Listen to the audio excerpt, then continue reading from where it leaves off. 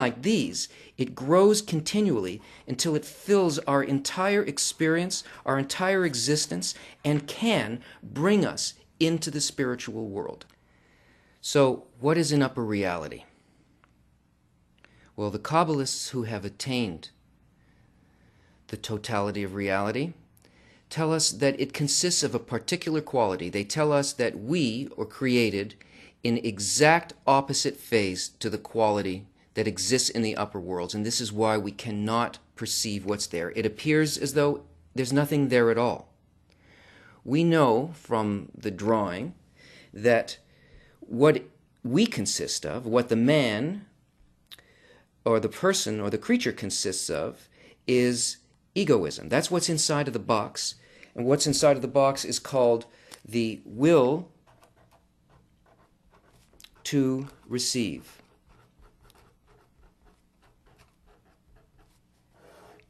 And this will to receive makes us experience limited existence, makes us experience suffering, isolation, and all of the things that we find difficult about life.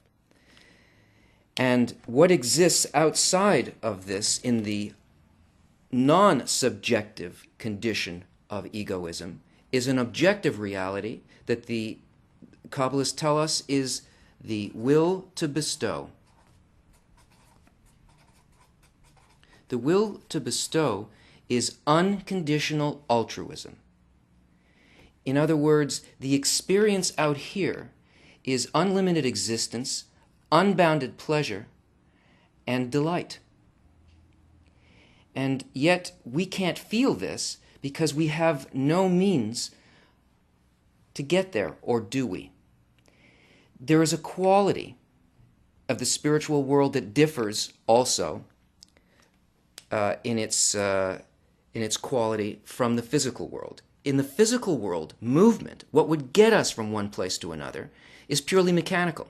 That is, I can take two objects that are completely different in their form, even in their purpose, and I can draw them close together mechanically, and I can say, we have closeness here. But in the spiritual world, things can only be considered to be close under completely different conditions because there is no time and there is no space. There's nothing mechanical there.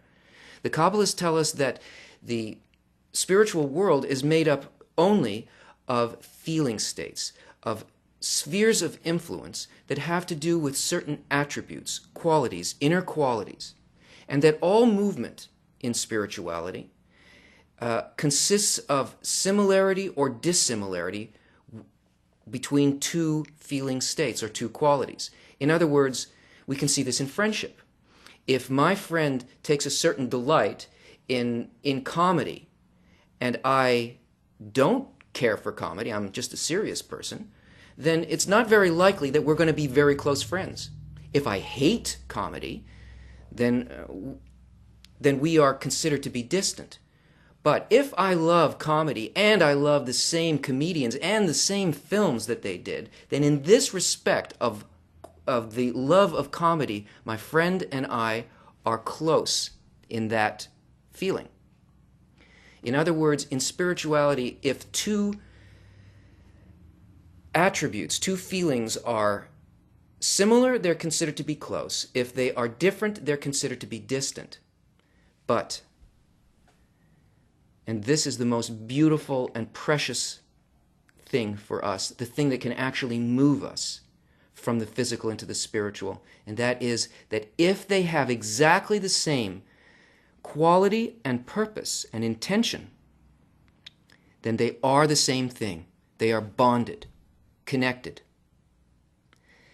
And it's this law called the law of equivalence of form that can get us from our egoistic state of separation to be able to build an additional sense that can feel what's outside. What we need to do is to build within us a similar frequency, a similar quality, an additional sense that has a quality of this bestowal within it. Though we're not yet capable of perceiving it in its simplicity, the Kabbalists tell us that there are only two things that exist in reality. There is only the Creator and the creature.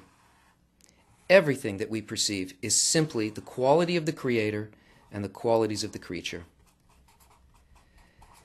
The Creator is the upper world, and the creature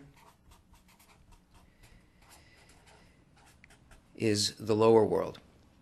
The quality of the Creator is the will to bestow. The quality of the creature is the will to receive. This is all that exists. And getting out of the box means that what we need to do is to move in spiritual space. And moving in spiritual space means to change this quality, the will to receive, of the quality of the creature, to become more and more similar to the quality of the Creator.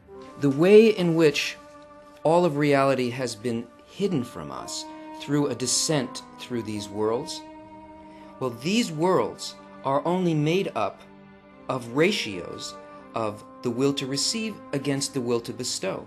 And the entire ladder by which we descended into this world can be climbed simply by changing our inner quality of reception, egoism, the desire to receive from myself, to greater and greater ratios of the will to bestow rather than the will to receive. So each one of these steps of the ladder, are increasing ratios of the will to bestow over the will to receive. And by this increase in similarity, by being able to feel what the quality of bestowal actually is, what it means to love and support everything that exists, and to build that similarity in myself, that is what Kabbala deals with. It's a method of being able to sense bestowal and to create an inner similarity to this quality. And this is what we will continue to investigate as we look at the keys to the hidden wisdom. Join us again.